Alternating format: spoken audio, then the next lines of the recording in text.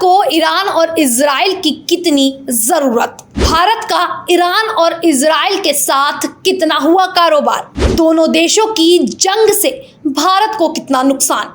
Iran और Israel के बीच तनाव बढ़ गया है। ईरान ने 1 अक्टूबर की रात को इजराइल पर ताबड़तोड़ कई मिसाइलें दागी। इसके बाद पूरे क्षेत्र में अफरा तफरी मच गई।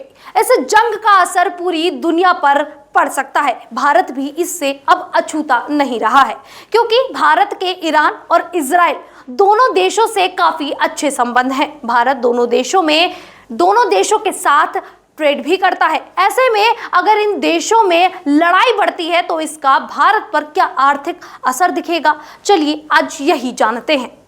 भारत ने 1992 में इजराइल के साथ राजनीतिक संबंध बनाए।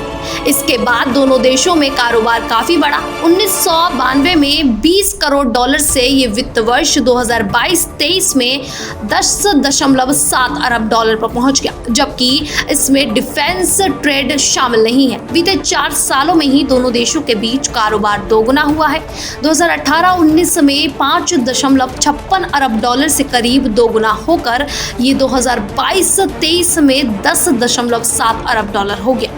FY 2023-24 के पहले 10 महीनों में भारत और इजराइल के बीच द्विपक्षीय कारोबार 5.75 अरब डॉलर पर पहुंच गया। विदेश मंत्रालय के अनुसार एशिया में इजराइल का सबसे बड़ा दूसरा कारोबारी पार्टनर भारत ही है। भारत में इजराइल डीजल, हीरे, विमानन, टरबाइन ईंधन, रडार इक्विपमेंट, बासमती चावल, टी-शर्ट और गेहूं खरीदता है, जबकि भारत इजराइल से space equipment, potassium chloride, mechanical threads के ट्रबो जेट और प्रिंटेड सर्किट मंगाता है। बीते 5 साल में भारत और ईरान के बीच ट्रेड घटा है। FY 23 में भारत का 78वां सबसे बड़ा कारोबारी पार्टनर ईरान था। इसके साथ ही 2.33 अरब डॉलर का कारोबार हुआ, मगर अमेरिकी प्रतिबंधों के कारण दोनों देशों के बीच कारोबार घटा।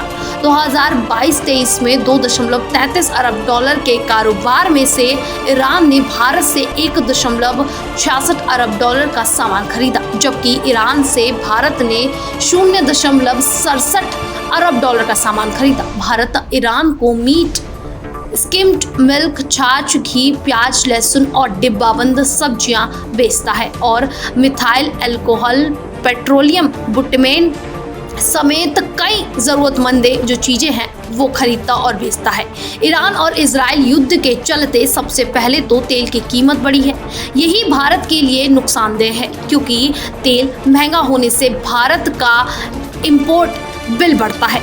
तेल कंपनियां प्रभावित होंगी। वहीं भारत की पेंट और टायर कंपनियों पर भी असर पड़ेगा, जो क्रूड पर काफी निर्भर होती है।